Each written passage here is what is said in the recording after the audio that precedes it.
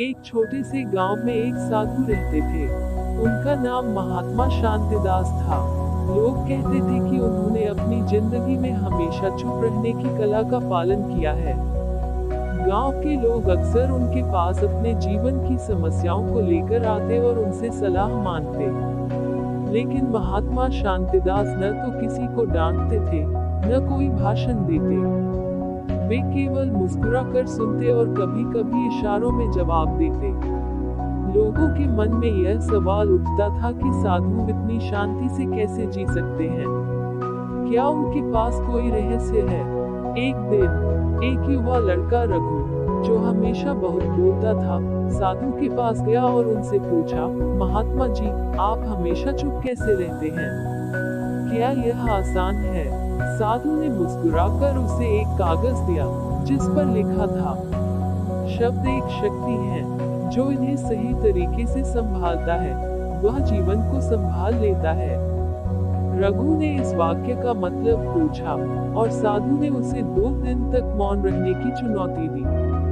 क्या रघु इस चुनौती को स्वीकार कर पाया? क्या उसने चुप रहने की शक्ति को समझ पाएगा? रघु ने महात्मा शांतिदास की चुनौती को स्वीकार कर लिया। उसे लगा कि 2 दिन तक चुप रहना कोई बड़ी बात नहीं होगी।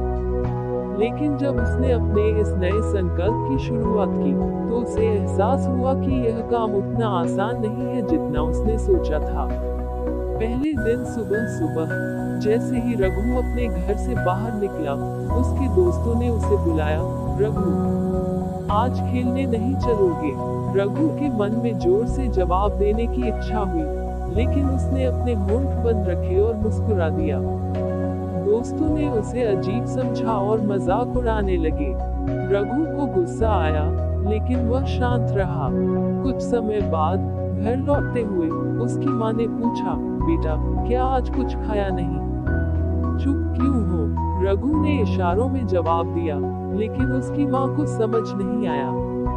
माँ गुस्सा हो गई और बोली, अब तू मुझसे भी बात नहीं करेगा। रघु को बुरा लगा, लेकिन उसने चुप रहने का संकल्प नहीं तोड़ा।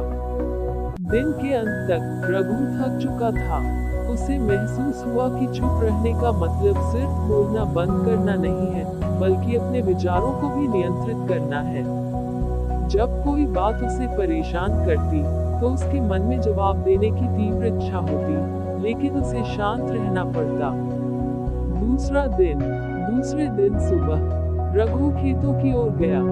वहां उसने एक वृद्ध किसान को देखा, जो अपने हल की मरम्मत कर रहा था। किसान का बेटा उसे गुस्से में डांट रहा था, तुम्हें हर बार सब कुछ खराब करना आता है, मैं तुम्हारे लिए और काम नहीं करूंगा। किसान शांत था और धैर्य से सुन रहा था। रघु को ये देखकर हैरानी हुई। उसने महसूस किया कि किसान के धैर्य ने बेटे के गुस्से को धीरे धीरे ठंडा कर दिया।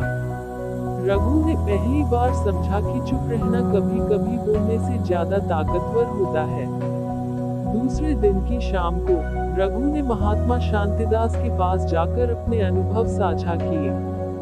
वह बोला, महात्मा जी, मैंने देखा कि जब हम चुप रहते हैं, तो न केवल हमारे शब्दों का महत्व बढ़ता है, बल्कि हमारे भीतर भी शांति बनी रहती है। महात्मा मुस्कुराए और बोले, तुमने सही पहचाना रघु।